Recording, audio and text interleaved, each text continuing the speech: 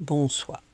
Ce soir, c'est Mamie qui raconte l'histoire de l'ours et de la maison qui sentait le miel. La jungle s'endormait doucement, les grillons chantaient, la lune dessinait des taches d'argent sur les feuilles, et Balou était allongé sur le dos, les pattes derrière la tête. Mowgli, roulé en boule contre son ventre, regardait les étoiles. « Balou, demanda le garçon. « Hein » fit l'ours sans ouvrir les yeux. « Raconte-moi une histoire d'ours. » Balou sourit. « Ah, ça tombe bien, mon petit, j'en connais une. Mais attention, c'est une histoire comme les humains les racontent. » Il se redressa un peu et commença. Il était une fois, dans une forêt pas très loin d'ici, un ours brun, grand, rond et très très gourmand. Un ours respectable, attention, il connaissait toutes les ruches, tous les arbres à fruits et même les meilleurs rochers pour faire la sieste.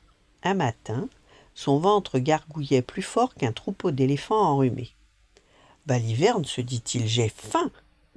Il suivit alors une odeur étrange, pas celle du miel sauvage, pas celle des baies, non, non, une odeur d'humain, sucrée, chaude, un peu brûlée.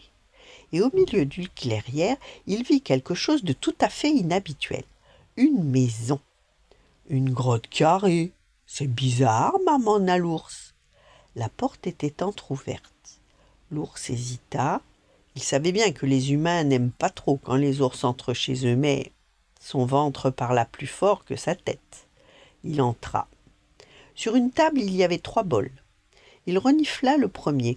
« Trop chaud, je n'ai pas envie de me brûler la langue. » Le deuxième, « Trop froid, on dirait de l'eau triste. » Et le troisième, « Parfait !» Il mangea tout, jusqu'à la dernière goutte.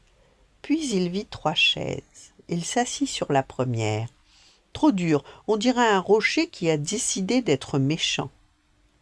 Sur la deuxième, trop molle, on s'y enfonce comme dans la boue. Et la troisième, crac! La chaise se cassa sous son poids. « Oups !» fit l'ours, « ça c'est fâcheux. » Un peu honteux, un peu fatigué, il monta l'escalier. Là-haut, il trouva 3 lits. Le premier sentait fort le savon. Le deuxième sentait la poussière. Et le troisième sentait le soleil et le sommeil. L'ours se roula dedans et s'endormit aussitôt. Pendant ce temps, la famille d'humains rentra à la maison. Le grand humain, la moyenne humaine et le petit humain. « Quelqu'un a mangé mon bol, dit le grand. Quelqu'un a goûté le mien, dit la moyenne. Quelqu'un a tout mangé le mien, dit le petit. Ils montèrent l'escalier. Quelqu'un s'est assis ici, ici aussi, et ma chaise est toute cassée. Ils arrivèrent dans la chambre. Quelqu'un a touché mon lit. Quelqu'un a essayé de dormir dans le mien. Et quelqu'un dort dans le mien.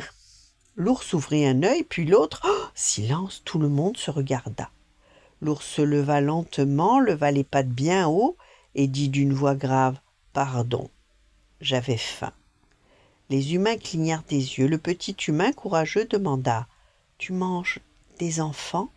L'ours éclata de rire. « Ben non, Burk, je mange du miel, des fruits, et parfois ta bouillie, elle était parfaite. » Les humains se regardèrent encore, puis la moyenne humaine soupira. « La prochaine fois, frappe avant d'entrer. » L'ours hocha la tête. « C'est promis. » Il sortit doucement, retourna dans la forêt et n'entra plus jamais dans une maison sans y être invité. Mais parfois, quand le vent est juste comme il faut, on dit que l'odeur de la bouillie parfaite flotte encore entre les arbres.